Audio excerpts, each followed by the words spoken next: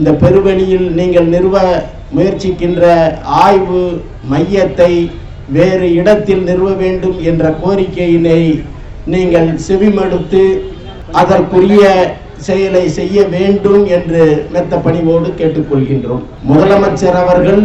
எங்களது கோரிக்கையை ஏற்க மறுக்கும் பட்சத்தில் எங்கள் ஐயா பேமா அவர்களும் தெய்வத்தமிழ் பேரவையும்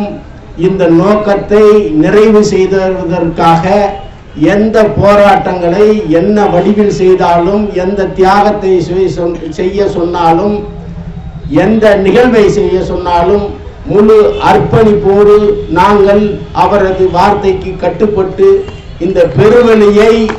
இடம் மாற்றும் கோரிக்கையை நிறைவேற்றுவதற்காக எந்த தியாகத்தையும் எந்த போராட்டத்தையும் செய்வதற்கு நாங்கள் எந்த நொடியும் தயாராக இருக்கின்றோம்.